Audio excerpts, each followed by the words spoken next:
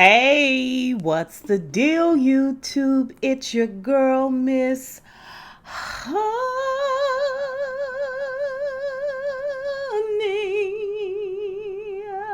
Ooh, ooh, I just wanted to give you guys my very best. Okay, I wanted to give you guys my very best. I don't come on here a lot with reviews anymore. That's gonna change here and there, but I wanted to commemorate this love thing we got going on here by giving you my very, very best, Miss Honey. Okay. Y'all already know why we here. It's Thursday, which means we're probably going to be talking about Handmaid's Tale, which most of y'all not watching, but it's cool. As long as you listen to my review, like, comment, share, subscribe if you haven't already. I mean, you never know. You might be blessed. You never know. I'm just saying. I'm just saying. Try it. You know what I'm saying? Have you tried Jesus? Anyway, I digress. Listen. This week I made notes. I just been coming in here spitballing it because we haven't really had a lot of movement as far as I'm concerned with Handmaid's Tale. We have been having a lot of quiet conversations, poignant moments, right? We have been kind of on the fence about a lot of stuff. Commander Lawrence. Is he a good guy? Is he a bad guy? Is he just for self? Is he working a agenda that's going to free everyone? I don't know. Nick on the fence. I've dilly dallied in and out of liking and not liking June. I think I get a better understanding of June in this episode, and we're going to talk about it. But I made notes this week because I wanted us to talk about this episode. This was a really, really good episode. It's a really, really good episode. And I think it's just going to bring us full circle with the whole June slash Offred character, who is played by Elizabeth Moss. I also wanted to make notes because I forgot to mention how June jumped in Luke's ride and rolled it to the wheels. Shot off of that Joker, okay? She rode it like she stole it. Yes, she did. Oh, yes, she did. And she did all of this after she had gone and gotten that monkey off her back, just a teensy bit, I mean, she didn't take him off and get rid of him. She took him off and slung him hard to the floor right at Serena Joy's feet. And then she came home and she was like, you know what, I need to control something. I need to run something. I need to be in charge. I know I'm free, but I need to be in charge of something, especially a penis. I do not want a penis running me ever again. Okay? If any penises pop out in my presence, this is what June said, okay? This is how she acted it out. She said, I will be in control of it. It will not be in control of me. How many of you know out there know that control can be very comforting? Huh? It could be your comfort blanket. Yes, it can. Oh, yes, it can. Uh-huh. It can bring you joy, right? Okay, so that's what I forgot to mention last week because it was a very telling moment. Like I said, June is almost salivating off of this idea of being able to get revenge, right? And she is in full rebel mode, right? When this episode opens up, June is cutting her hair. And of course, there's this, I want to say, great soundtrack. It's definitely good for the show. I don't know if it's a soundtrack like Queen Sugar or Underground used to have some really, really good soundtrack. Cherish the Day is a beautiful soundtrack to it. I don't know if these songs are something we want to be listening to, you know what I'm saying, as we swing on the porch and, have a mint julep. It just don't evoke joy and happiness and things like that, in my opinion. Okay, in my opinion. So yeah, June is cutting her hair to a great soundtrack behind her, and then we see where there's the opening of this meeting that Moira is leading, right? And it's a group of victims, okay, and we don't get to see the victims, we get to hear their voices. There's a young lady who's talking about cutting herself and how it actually made her feel better, some sense of relief. You guys know that is, that is um, a, a mental health moment there, because um, oftentimes people who cut themselves display, it's their way of displaying a bit of control over their own body, right? But it's also a bit of self-destruction as well, right? Okay, so self-destruction. Okay, so the whole time June is sitting there with this short haircut, and she's just looking. All I could think about is My Twisted Life of Poetry, who, I mean, seriously, has marched down to the Handmaid studio and submitted a letter, a petition against June just staring in that camera. Well, I tell you, it grinds her gears, baby. It grinds Twisted's gears. Okay? Okay. Seriously, they know that she hates it. She's been very clear about that. So June is just sitting there, and the camera just zooms in on her. And the whole while we're hearing this little bit of story, and people are talking about June's got this big day in court the next day. And Moira, okay, she's always running in with a little bit of a band-aid, a little bit of a patch job. You know what I'm saying? She keeps everything moving along, conversations moving along. She kind of checks on everyone, double checks on everyone, you know what I'm saying? She's like the RA of the season, of this whole situation. She's the den mother, if you will, of all the victims. I don't know who all has been free longer. I'm not sure. I don't know if she's senior with that or she's just a part of the movement and this is something that she does. But yeah, this is what Moira's contribution to the movement is. She's the RA, right? The resident assistance, the den mother, right? And everyone's like, "Oh, June, you got this big day tomorrow." The camera's just zooming in, and I would be afraid if I was you. I can't imagine. You must be frightened. Moira's like, now, it is not a full on trial. This is a charges hearing. It's kind of like our version of arraignment, right? This is really an arraignment for Fred Waterford. June doesn't even have to be there. Actually, she could just simply write a letter, and yeah, she doesn't have to show up in court for that at all. And I'm sure they'll read the letter. And this is really like passive aggressive, trying to let June know she ain't got to do that. You ain't got to go down there, June. Like I'm seriously, let's just all focus on moving forward. And we kind of hear this theme for Moira and Luke this entire episode, right? Luke being June's husband. And so June, that camera gets to June. June say, "I ain't scared of Jack. I'm not scared at all. As a matter of fact, I'm looking forward to delivering this word, okay, I got for Commander Waterford, Fred, okay? I look forward to hand delivering it, huh? I done singed his wife's eyebrows off. I'm gonna see if I can singe that entire beard off of his face. Ah!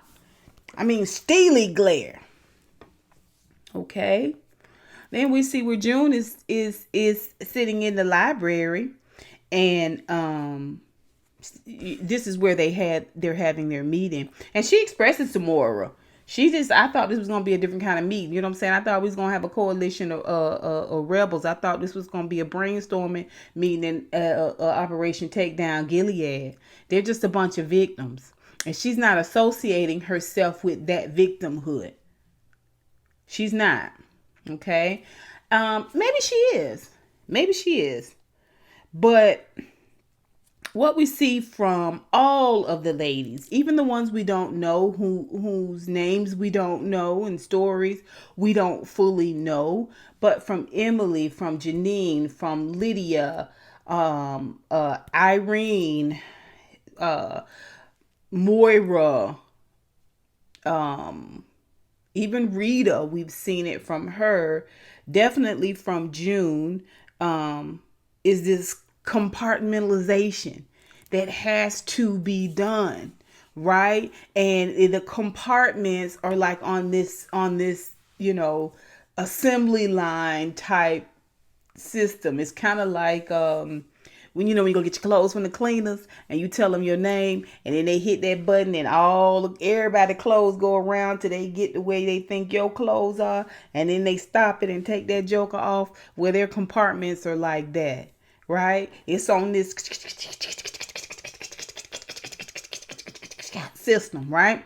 And June's compartment, she unpacking her anger compartments. Baby, when I tell you she 38 hot, okay? She hot as fish grease all the time, and nobody is getting June out of that mode. Nobody. She will not allow herself to be loved or comforted or sexed or any type of intimacy whatsoever, whether it be platonic and friendship or from her own husband, consolation. She ain't doing it. She ain't giving no empathy. She ain't receiving no empathy, because I need this anger to be white hot, okay, at all times. If I am to give these Waterford Negroes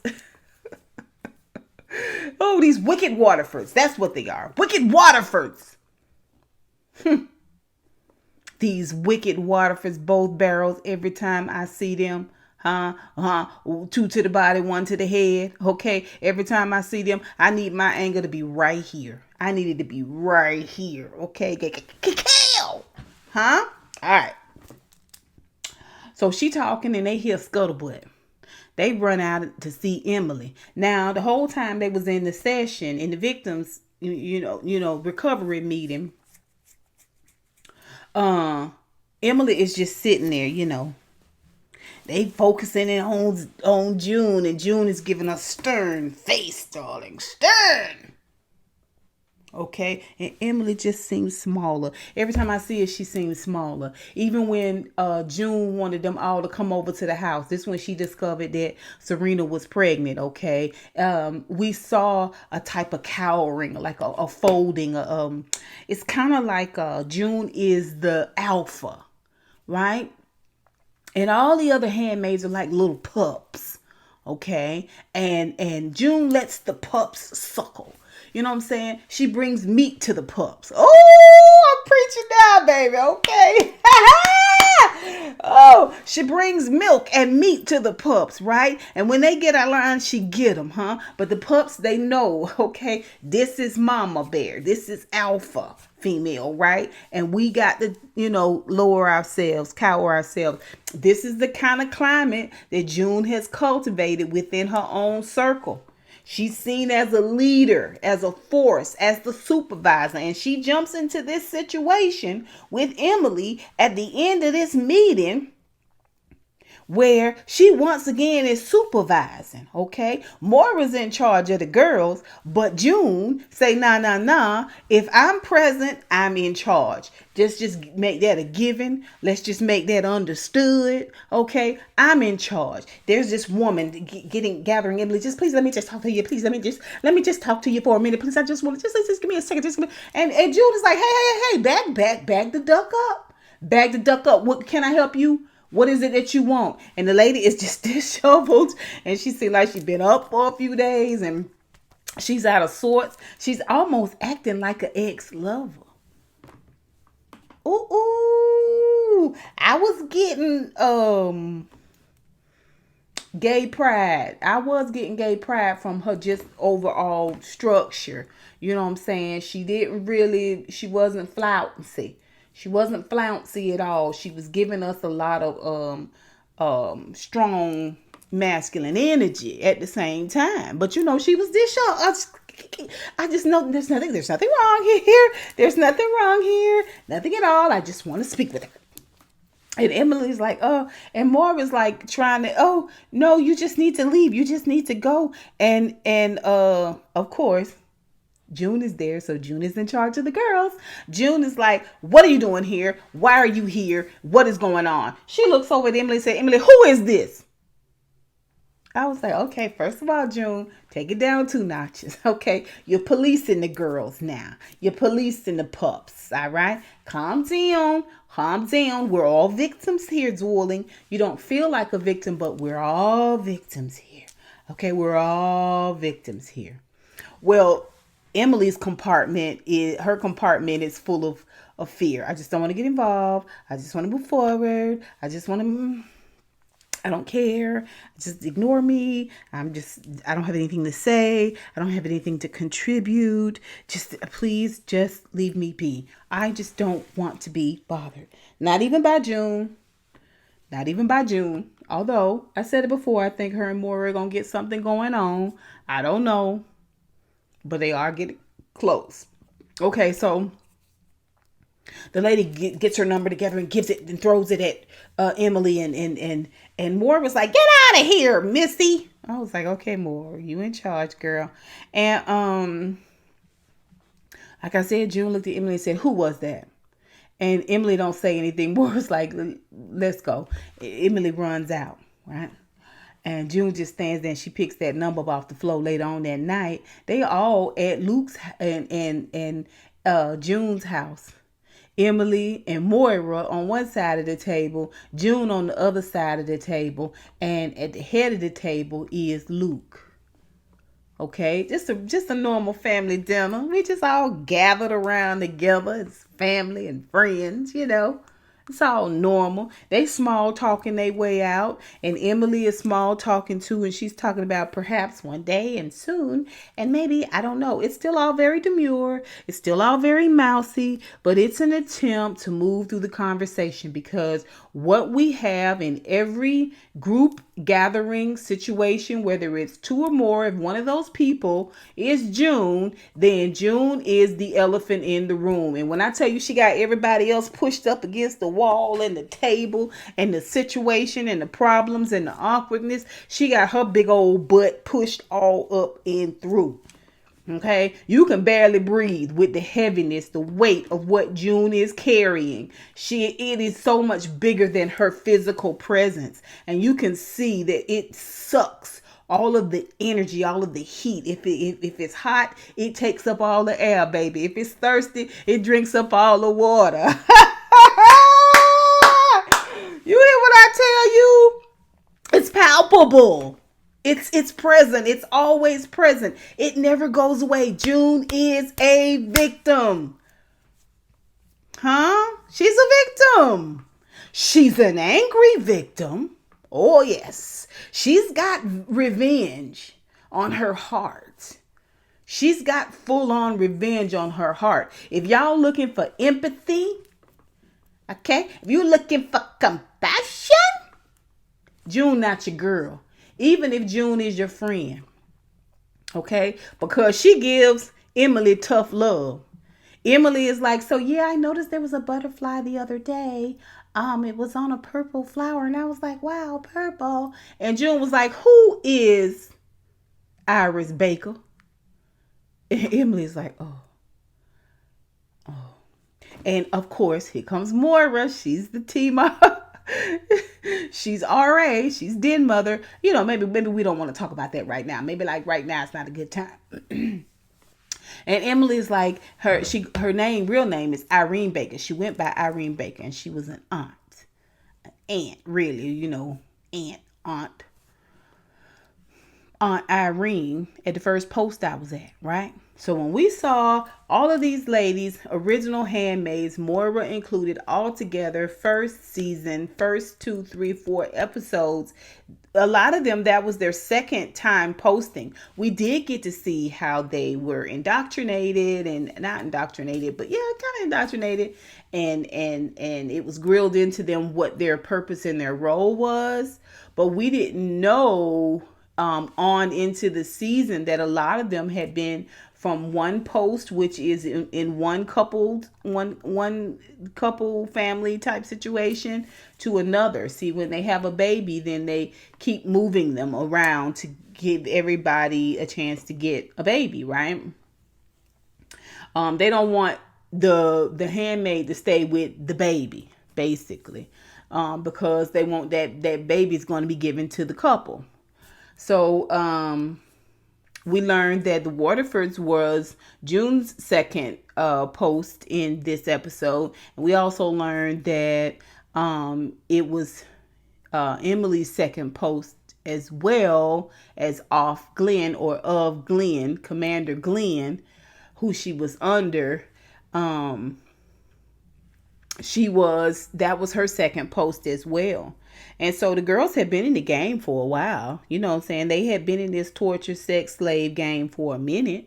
Okay. And this is what Emily tells us. And June immediately, like I said, she's on this tough love stance. I mean, I'm not saying she don't love Emily. I'm just saying she don't have time for Emily sniveling. She don't have time for Emily to take her head and throw it in the sand, because June is leading a revolution, baby. She wants anger to be the word of the day. Okay. She wants everybody to keep it right on the surface, right? We must fight.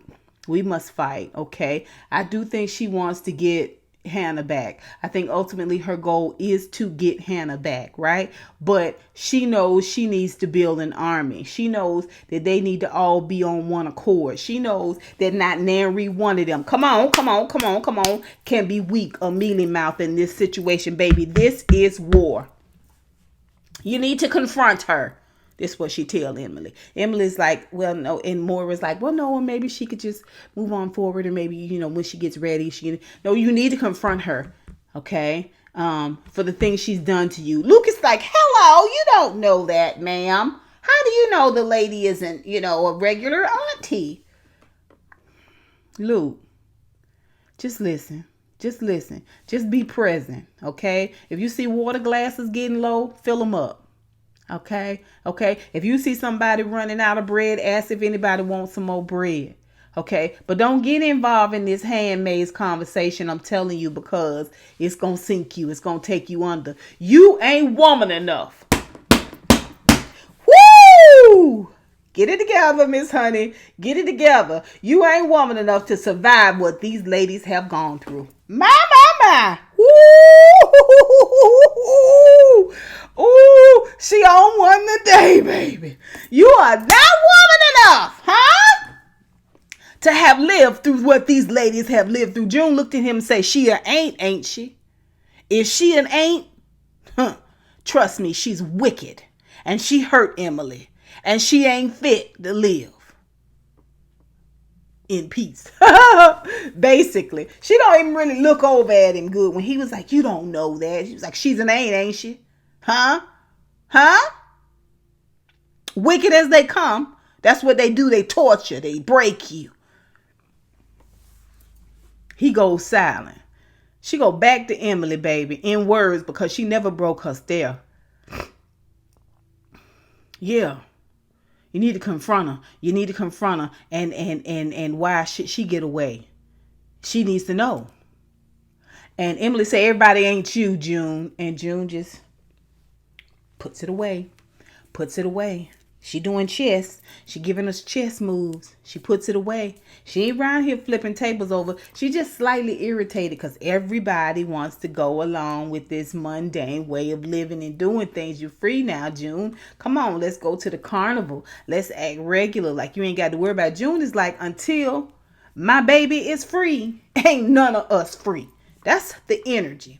So her and Luke trying to do the dishes in a normal way, and he wants to have small talk, and he feels like maybe you should have held up a little bit on the way you talk to Emily.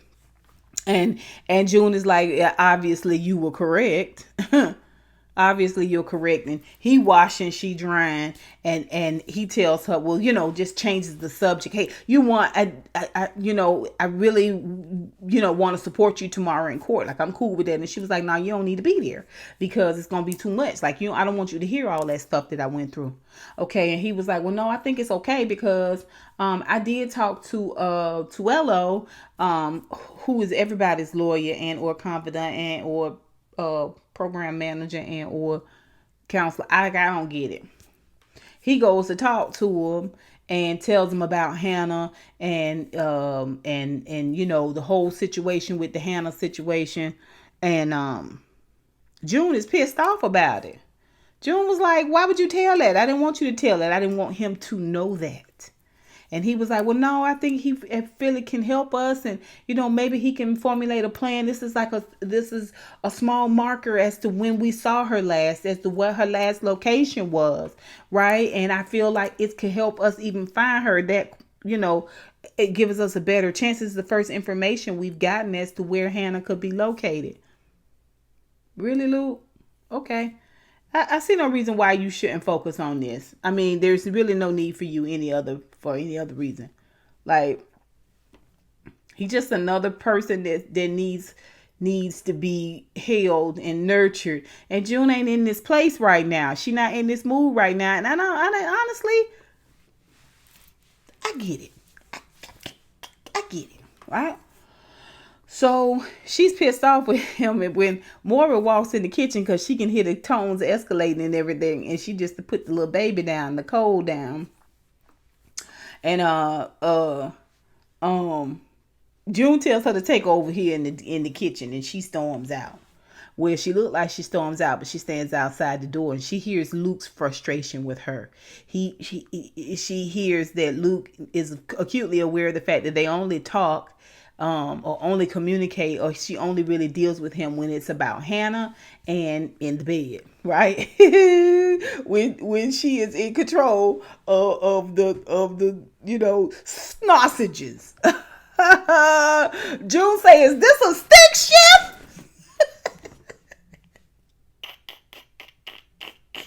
It's not right. It's not right. It's not right, but it happens. Okay. You know what I'm saying? When you take your power back, when you're taking your power back, you can be rough, okay, on that gear shift. All right. So, anywho,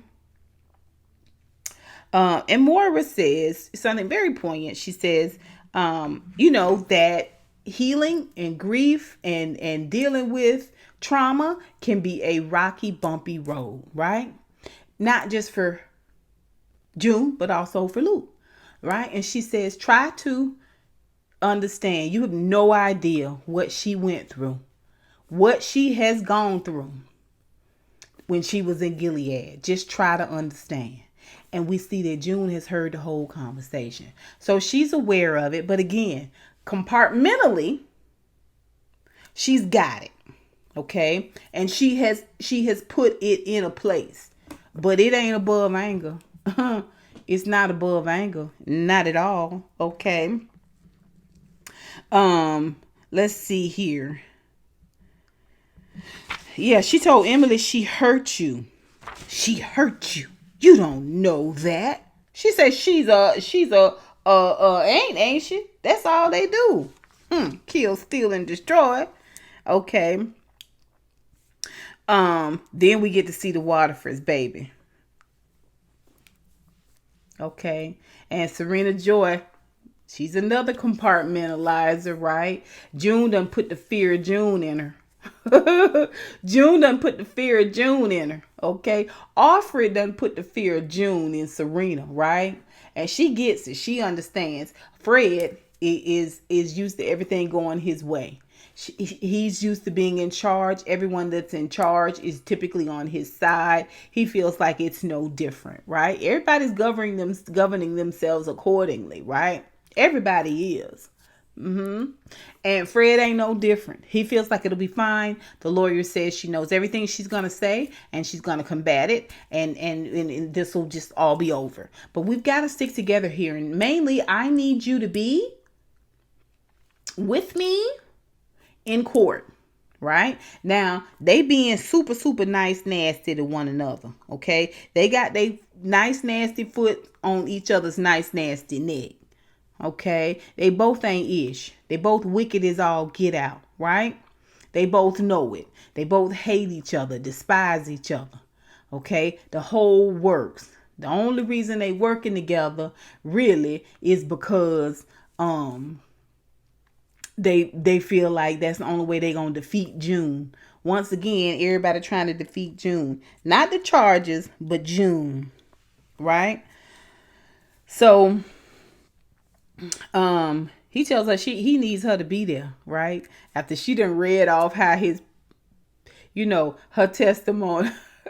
I don't know if it's his testimony or his bio or what about how small and puny his penis is, and how one of the other it was another witness testimony is what it was, and the another was a handwritten testimony, and it was telling how when he couldn't perform, he would force her at Jezebel's to be with another Jezebel in front of him while he watched.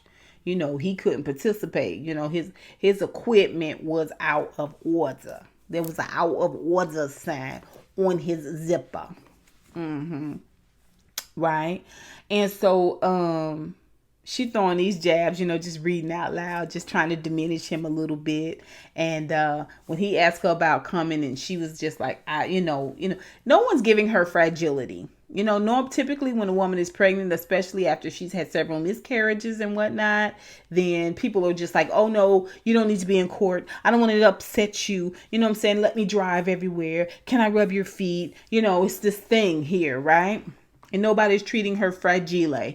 No one's treating her Fred, namely not Fred, okay? He want her to get yourself together and be in court. And he tells her as a dig to her now, he tells her, what, are you scared of June? You scared to face June?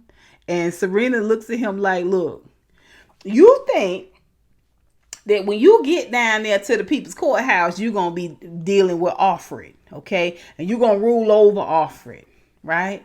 But you don't understand that when you get down there, baby, you're going to be dealing with June Osborne. And June Osborne is no Mickey freaky joke. This how Serena looking at him. But she going to let him find out the hard way. It's a part of Serena that feels like she can still sever herself from Fred, keep her baby, and keep her good name.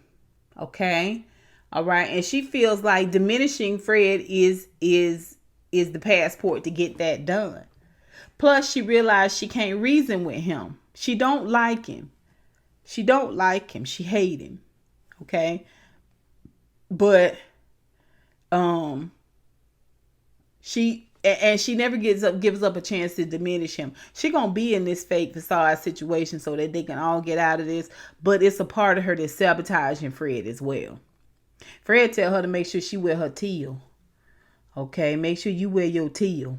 Like I said, Serena knows firsthand that Fred is not going to meet June tomorrow. Not going to meet Alfred tomorrow. Or Fred. He going to meet June. In Gilead, we see where Aunt Lydia is coming unravel, right? She's insecure. She's beyond really her prime in terms of a aunt. There are younger aunts there. No one's saying that they're not as torturous or as wicked. No one's saying that. But they are younger. They have more stamina and different ways of getting things done. And they're not as serious about the job as in a lot of aspects as Lydia is. Lydia is trying to be seen and she's trying to be heard, and she's frustrated with the fact that June has actually escaped, and June is up there in Canada, okay? And she is free as a bird, okay? So she's trying to overcompensate for that too. She's projecting on the up and coming handmaids and on the new aunts, right? And she ends up tasing one of the new handmaids, as well as tasing one of the aunts that made her feel small and inferior and too old for the job. Later on, we get to see where she is standing before Commander Lawrence. And I thought that they were supposed to be like equal partners. This is why I said that Commander Lawrence is playing chess, because he kind of backed Aunt Lydia off his back. Remember, she's supposed to have some information about the guy, the commander that June killed, right? Who was like the head over all the commanders, right? And how he participated in that. Supposedly, she had some information regarding that and was going to tell that if he didn't have her reinstated as an aunt. So I thought they was like right here. And I'm sure Lydia did as well. But now standing before him, he is in judgment of her. He can choose to remove her from the aunts. He can choose to have her tortured. He can choose to have her hung, put on the wall, like whatever he want to do. You know what I'm saying? He's in control. He's in charge. And you're not in charge. You're not even in charge of the girls, sis. And he tells her, you got to dial it down a notch. I know how much you have a taste for torture. And it's this arrogance and this superiority that Commander Lawrence gives us that makes us feel as though he is acknowledging the shortcomings and the misgivings and the misteachings of this whole under his eye concept. At the same time, with this arrogance and this superiority and this diminishing of Lydia. But at the same time, he throws a file down there on the table and says, in Chicago after the bombing, we discovered we discovered a runaway handmaid, and here she is. And when he puts the file down, we see that it is Janine. And Aunt Lydia, when she looks at his and touches the photo, like she saw her little girl. So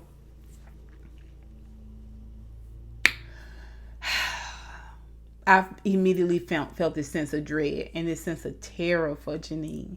Because if anybody deserves to be free, if anybody deserves to dance amongst the lilies, okay, the daisies, the tulips, in a field with bunny rabbits and unicorns and big, giant, beautiful paisley butterflies, it's Janine. Right? It's Janine. It's something about picking on those of us who are just a little bit fragile in the mind, or children, or the elderly. It's something extra torturous about that for me, like animals. Like I just was feeling like, oh my Lord, it's almost better if Janine had died. That's really what I was thinking. It's almost better for Janine if she had died, because Aunt Lydia is no friggin' joke, okay? No friggin' joke. You done ran away and you come back. And Commander Lawrence, just like that, confuses us again. Now, you're acknowledging Lydia's wickedness and the fact that she's a sadist and a torturer, almost in this joking way, like, sarcasm almost. And at the same time, you say, don't take it out on the new handmaids and don't take it out on the new aunts. Take all this sadism, take all this need for torture and pour it into this girl. Have at it. Do with her what you will. He leaves Janine, fragile though she may be, even more fragile now because she's been under the rubble. She's been through a bombing.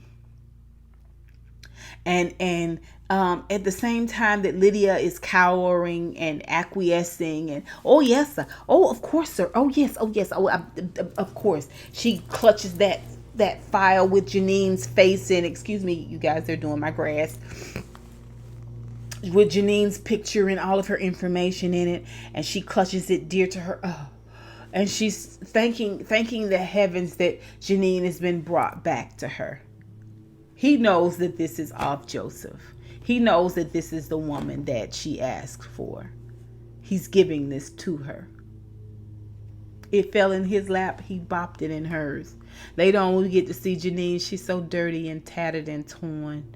Oh my gosh. She's so dirty and tattered and torn. They literally brought her from the rubble and just threw her in this concrete room. with this little thin pallet on the floor, an old dirty green blanket, and a chair. The chair is for a visitor. It ain't for her. And she's sitting there picking at the wall with that old dirty bandage on her eye, and it's taped all crooked like a 6-year-old did it. And she just picking at the wall, and Aunt Lydia's like, Aunt Lydia comes in and she is very calm and she is very comforting. But we already know this is the slick, sly way that and sadistic way that Aunt Lydia operates, right? Much like the guy that was torturing June a few episodes back, they do it with a bit of honey and bitter and sweet. Bitter and sweet. They take the sweet and it is so bitter. When you first taste, you like, okay, I think I can eat this. And then when you give it 2 more sucks and you realize, I'm about to throw up. Yeah, this is Aunt Lydia. And Janine says, where's June? June escaped to Canada. And she was like, oh my gosh, she escaped to Canada. This is the first time she breaks out of her trance because she's just picking at the wall and just listening to Aunt Lydia. I mean, she's resided herself. She is in compartmentally. Okay, she is in her mind. She's just floating in space somewhere. It's neither here nor there. It doesn't matter. Like, I'm not. Whatever y'all gonna do, right?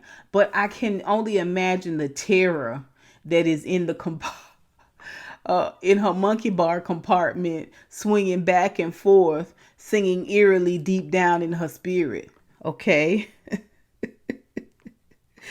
I mean, it's not funny, but she's not devoid of this sense of terror. She's just resided herself to it. So that's what I mean when I can only imagine how terror is swinging on the monkey bars of her mind. Somewhere deep down there in a compartment, there's a set of monkey bars, and there swings terror inside of Janine. She says to Aunt Lydia, as Aunt Lydia continues to drag June's name and say, Canada's an awful place, and you know how June just led her astray, and she said, do whatever you're going to do to me. This is Janine. I just don't want to go back into service. I just don't want to be a handmaid again. And whatever else y'all do is fine. She said, if you torture me, kill me, whatever, just don't put me back there.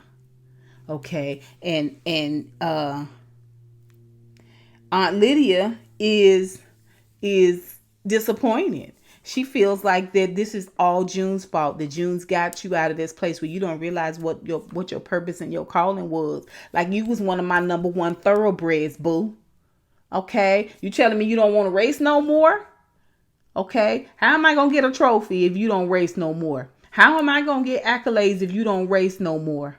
Huh? How am I going to get another stolen baby in my cap, feather in my cap, dressed in rape and torture if you are not a handmaid anymore? Okay? And just like I said, bitter and sweet, oh, you poor dear. Come on, up with you now. Up with you now. Helps up off the floor and looks at her. And, let me just look at you. And Janine is just like, I just don't want to go back in service. And she was like, oh, you poor dear. Whatever shall we do with you? And we see this look in Janine's eyes. This look says it all. Because that question, I promise you, is rhetorical. Okay? Because Janine knows from that hole in her face that used to have a hole of eyeball. She knows there's a vast array of things that they can do to her. Or do with her. Yeah. It's terrifying. It's absolutely terrifying. And I'm terrified for Janine. I just hope Janine has enough wherewithal to bash Mr. in her head and worry about heaven later.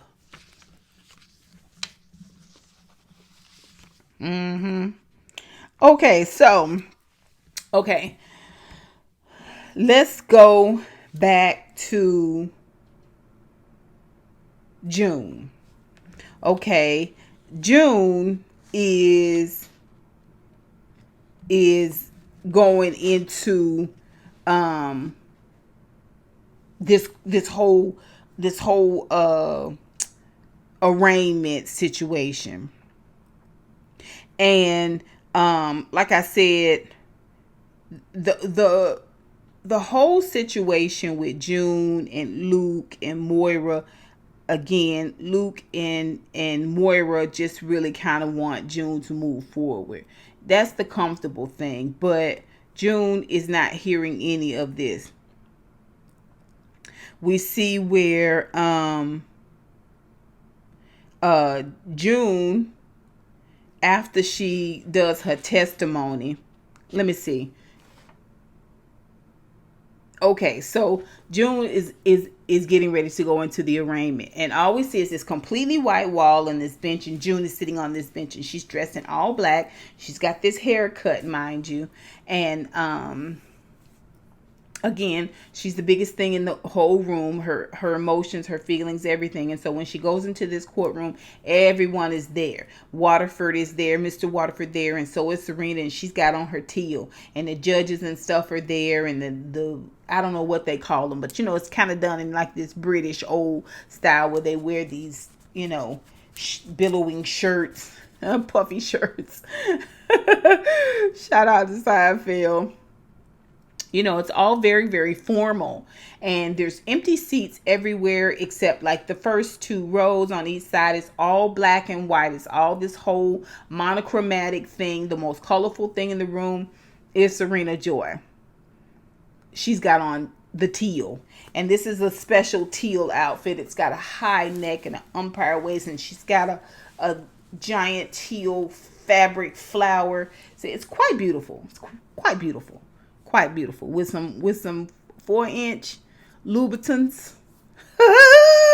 Tight hug to the body, baby. Okay, she's giving us naughty librarian. Okay, she's giving us dirty educated girl, right? June walks in and all eyes are on her, and Commander Waterford looks over, and Serena sees it automatically that this is June. This ain't Alfred, but Commander Waterford. Fred, he still don't see it, right? So June walks up, and the judge or the I don't know, it's not committee or board, or they all look like a bunch of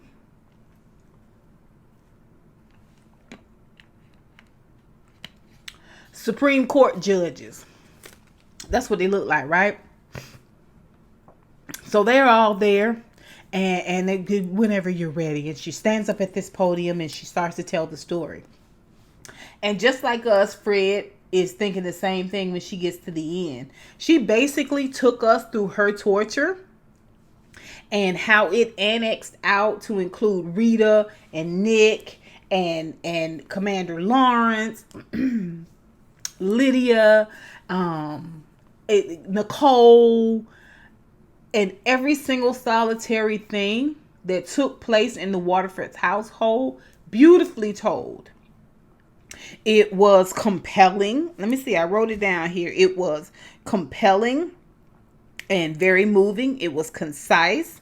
And like I said, just like us, Fred, when you hear it all, even though I watched season 1 up until now, when you hear it all rolled out in this way, you realize, God, dog, June went through a lot. I had forgot about some of the stuff that June went through. I forgot that they raped her at 9 months pregnant. I remember being horrified at it.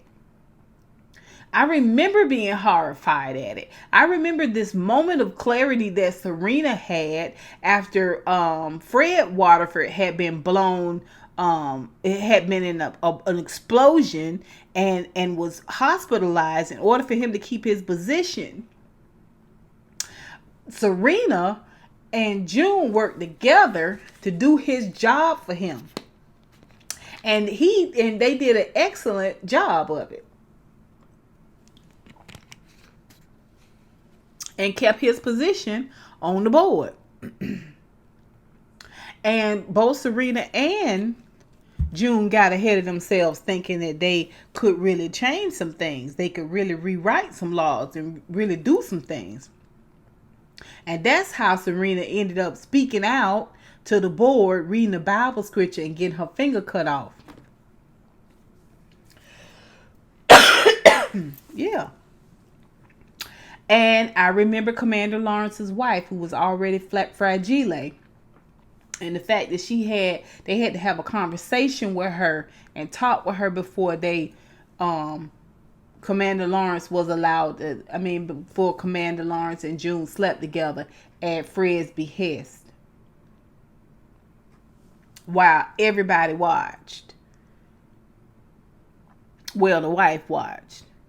And June acknowledged how it broke that woman even further, and how she was a kind, gentle spirit, and how the torture of June tortured her as well. Oh, she rolled it out, and Fred was sitting there like, what? I did all that? I did all that? Girl, I raped you at 9 months? I had forgot about that. I mean, he was like,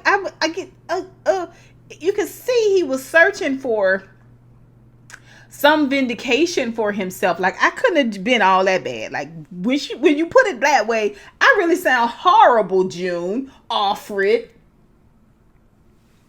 What about this? What about that? That was all biblically sanctioned. It was for the good of the people. Our numbers don't lie. Look at our numbers. Look at the numbers in Gilead. It's better than all around the world. We're geniuses. The raping and the murder and the torture of women, indoctrination of it, enslavement of them and other people, it's been pivotal. It's our number one success story. It's the thing we're most proud of.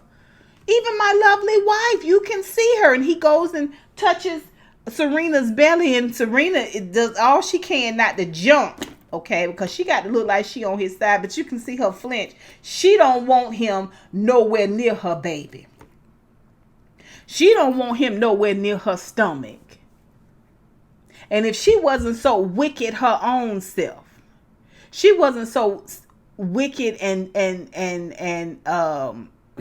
have her own selfishness and selfish, wicked and selfish, flat out, she'd bash Mr. over his head and worry about heaven later. Right? Okay. But again, Serena knows that this ain't Alfred. She knows this is June. So when his attorney, Fred's attorney, goes up and says, didn't you choose this lifestyle? She was like, it was either this or the colonists. And she was like, so yeah, you did choose this lifestyle. That's when Fred jumped in with all his blah. And baby, when he said something, June's ear, go back and look at it. It's got a little red metal clip on the end of it. June's ear said, what? I know you ain't speaking. Baby, when I tell you she spin around real slow and terrifying like, tell me what? Tell me. And he was like, didn't I allowed you to see your baby. I'm the one that arranged for you to see your daughter. And June said, I'm done. So Tutuelo, or whatever his name is, Tuello, is going back and forth between the two. What the heck is going on with Tuello? I mean, does anybody know? Can somebody tell me? Because I like to know. Okay. You know. And June said, I'm done. Anything I got to say going forward, I'll say it at trial. And she walks out, baby. Proud. At the same time, her face drops because, again, she playing chess, not checkers. She holding in the road right here because this is just an arraignment. But baby, at trial, I promise you, she's going to have both barrels. She's going to have both barrels. She's going to have 4 guns. She's going to have 2 in this hand and 2 in this hand. 4 barrels going to be facing Serena, Joy, and Fred Waterford. And the other 2 guns are going to be facing down there in Gilead, baby. June is finna to set it off up in this mother ducker. You hear what I tell you? June finna set it off. But not before she builds a friggin' coalition. Not before she builds a rebellion of female energy, of angry female energy. Okay? Because it's after the arraignment. June is back in session with Moira and the other victims, right?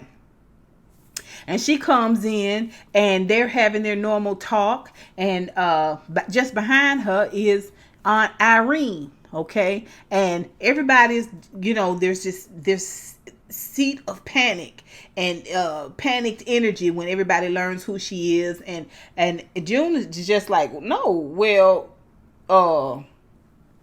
she was just standing outside waiting to talk to you, so why not you talk to her here?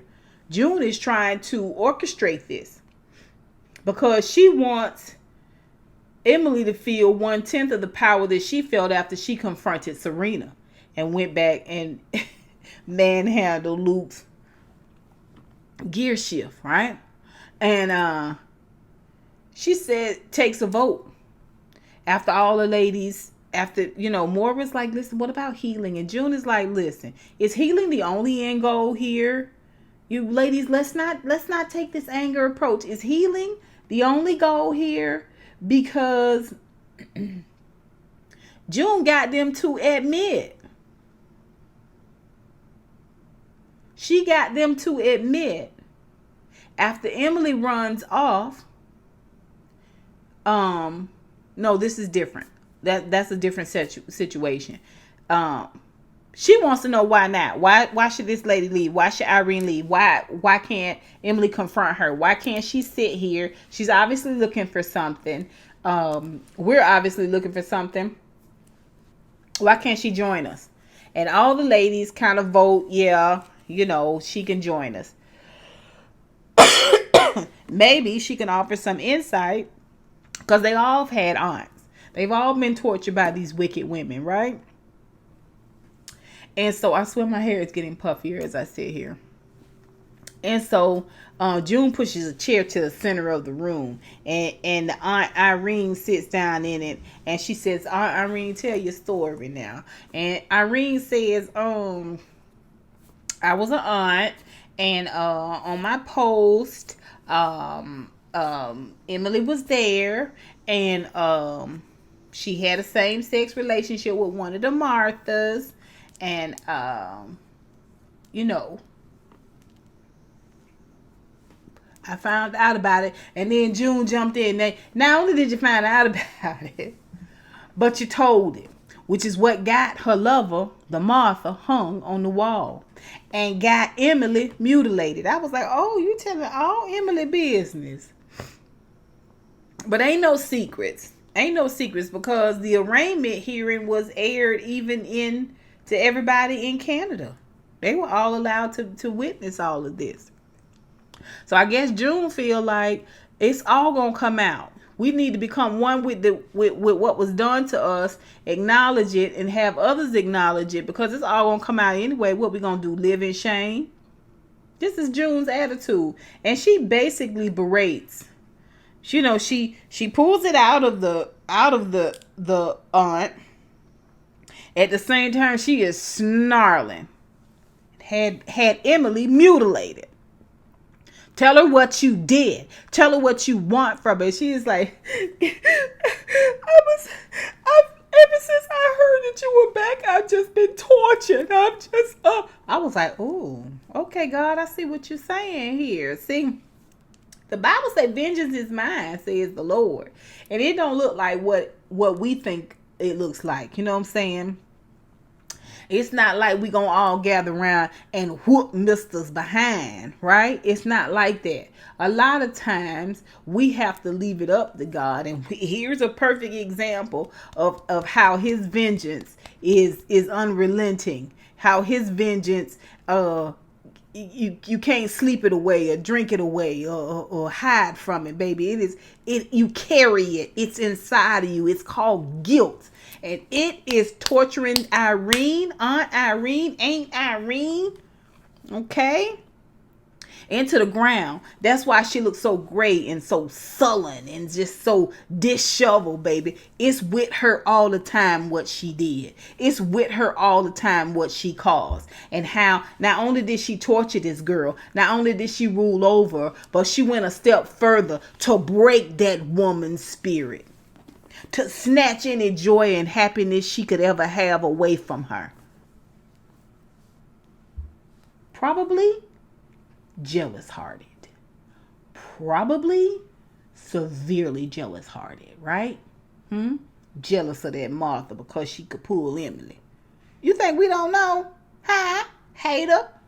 Okay. So anyway, she crawls. The Martha crawls over to gets down on her knees. Tell her what you want. I want you to tell me. Tell me what I can do. Can I do anything? She feels like if Emily will forgive her, it'll absolve her of this guilt. Emily says, I can't do nothing. I can't do nothing. There's nothing you can do for me. Nothing I can do for you. She gets up and she walks out. Okay. And June sits down while the mother's like, but June is happy. June's like, Moira done got up and ran after Emily. Okay. Later on, we see with June sitting there talking to Luke, and he trying to have a regular conversation on a regular day. They just having a lovely dinner, and he wants to know how was session. She was like, "Oh, fine, and dinner is lovely. Thank you for making it for me. I appreciate it." See, she trying to be cool. Be cool, baby. Be cool, baby. Give him a little bit of what he needs so he can go on about his business, going to sleep, and you can continue plotting and planning on how you gonna take over the world, right? And so he says, "I'm sorry about coming into court today. But now I know all this stuff. Now I know everything that happened to you, and we can all just move forward." And the disdain on June's face. I know what it was because I had a disdain in my mouth. I was just like, once again, Luke. At this point, Luke is almost coming across as a weakness for June. He is not at all coming across as this strong source. We've a support system. We've never seen that really from him. From the moment that they decided they were going to run and they were trying to make a run for the Canadian border, and the way he handled that situation, just getting knocked the duck out, and June and Hannah being taken from him. And somehow he still was able to escape into Canada, to just how he's handled this whole situation. I don't think June really views him as a strong support system. I don't think June views him anymore as someone that's needed. Not really. Okay, you got a gear shift, but otherwise I don't think she loves Luke anymore. Not like that. Anyway, he expresses this frustration. I don't know what to do. I'm just trying to help, because she's just like, there's nothing you can do. There's no way you can help. I'm fine. We don't need to discuss it. It's whatever. Dismisses him. And he's like, I just don't know. What do I do? I'm just lost. And I can feel his confusion. She gets up and she tries to satiate it with, a kiss and a hug and a hug and a kiss and a kiss and a hug. And come on, let me just unzip this up and give you what it is you need, this pacifier, so I can go on about, taking over the world. And he's like, stop. That's not what I want. Just talk to me. And June is like, I'd rather just do whatever this routine thing it is you need, so you can go to sleep and I can go on. That'll be easier for me, even as a rape survivor, than talking about it. And she walks out. Okay. Later on, after Moira has talked to Emily about being ambushed by June and Irene, Moira once again poignantly does take June's side in a way, okay? Especially to Emily, just like she did with Luke. She said, well, you may not be June and want to handle it the way June can handle it, but maybe you can tell this Irene, since she wants to know what she can do to help, maybe you can convince her to go and testify against the Waterfords. It would be good if she's another nail in their coffin. And, maybe that will help you move forward. Maybe that's something that you can do. And so Emily concedes. The next morning she gets up, she gets in the car, and she goes out to see this woman, only to find that the ambulance is there. And this woman, Irene, has hung herself in her bathrobe and house slippers and fuzzy socks in a very tall tree with a ladder, right? And Emily doesn't even get out of the car. She just turns around, drives off. Okay, she doesn't smile. She doesn't have any joy about it at all. Next time they're in session, and Moira says, does anybody want to talk about what happened with Irene since this has happened? And everybody kind of tries to weigh in and on it a little bit. And June just cuts all the bull crap once again and says, Emily, why don't you tell us how you feel about what happened with Irene?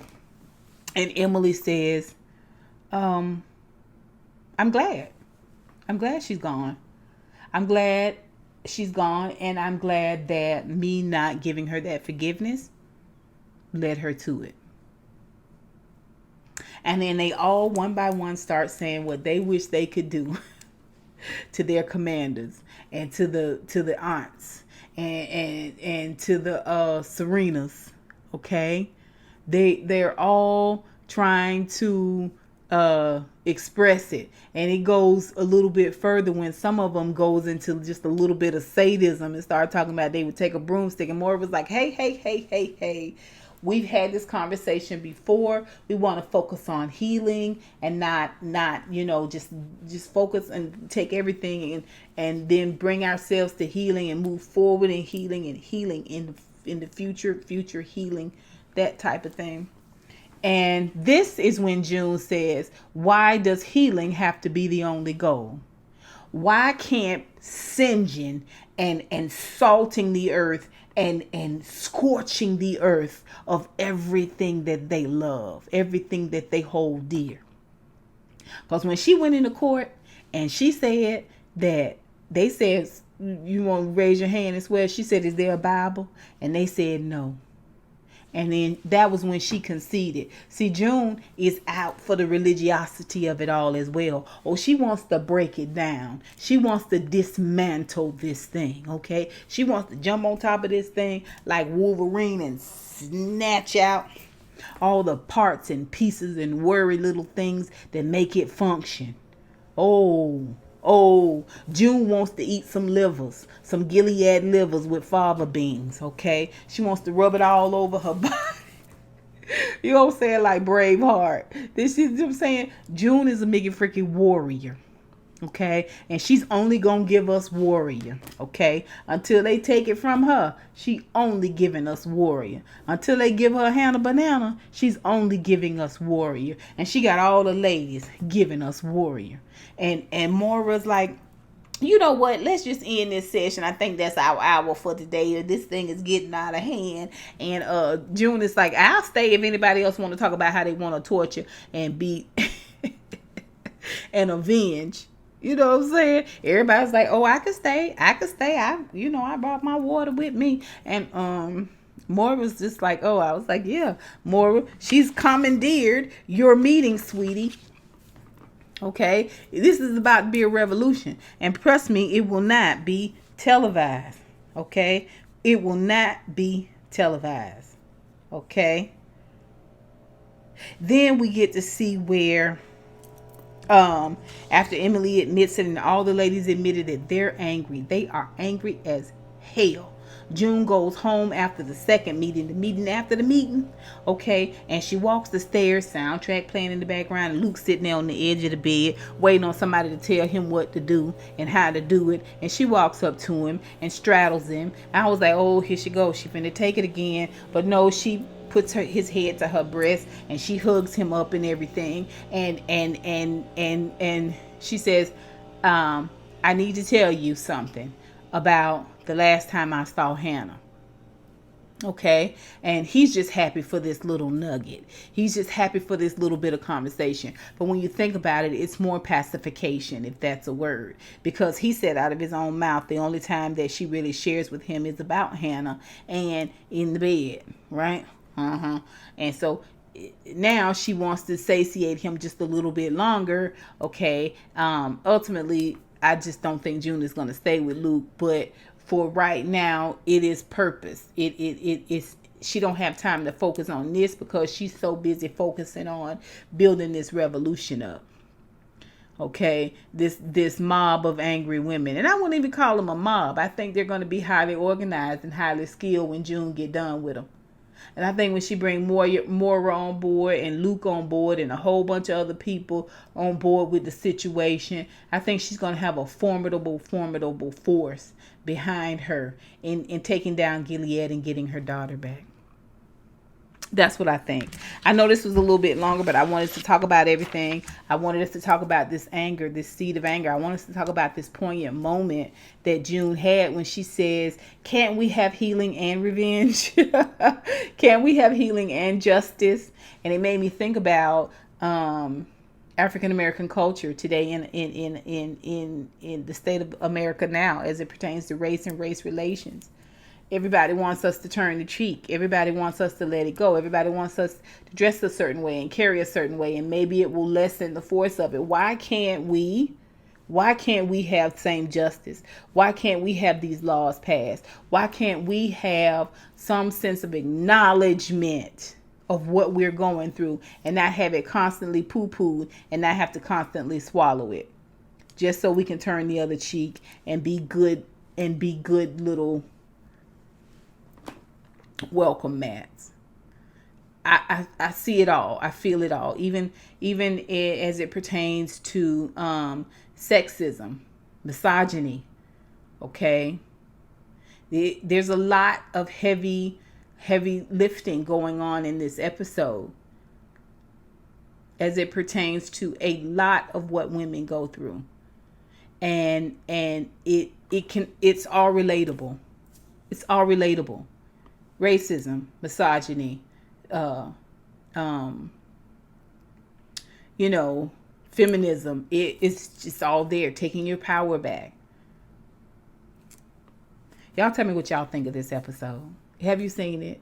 Okay. Have you seen it? All right. What do you guys think? I think I fell into that June gets on my nerves bandwagon because I really was focusing on the end result. Those inconsiderations I saw June putting in selfishness, I saw June putting on the people around her because the people around her are being killed. Okay. And now that I see her from a different standpoint in Canada because she's free, but technically she's not really free in her mind. At the same time, I think the audacity to say move forward, the audacity to think after you've been tortured for many, many years and had all of these traumatic things that you just deal with it and just, plant flowers and have dinner and acknowledge someone's hair being cut, which never was. Like, June was not having it. That's what I mean by she wanted her anger to be respected. And I respect that. She wanted it to be acknowledged. She wants to keep it on the forefront. She doesn't want it to be swept under the rug. She doesn't want it to be loved under the rug. She doesn't want it to be counseled under the rug. She doesn't want it to be looked over, belittled, dismissed, explained away. She doesn't want any of that. She wants it to be acknowledged, and she wants her right and her day to execute it, to say it, and not feel shame about it, and not feel like she's less than or she's not as good. I can respect that, and I can acknowledge that because I have the same stress. I have the same anxiety. How do you be a good and loving, let God handle it type of Christian when you're so angry? When you're so angry at what you see every day being done out here to our people. Not just physically. Not just physically, but mentally, collectively. We're in a state where it seems unrepairable. That's all I got for you guys. You tell me what you think. What do you think of this episode of Lawrence, of Lydia? What do you think about Emily, Luke, Tuello? What's going on with him? What is going on with him? I really wanted June to haul off and reach from way back here and slam it hard down on Commander Waterford's Commander Waterford's face. Y'all tell me what you think. Put it down below. And until next time, honeybees. Ooh, ooh, ooh, ooh, ooh. I'll holler.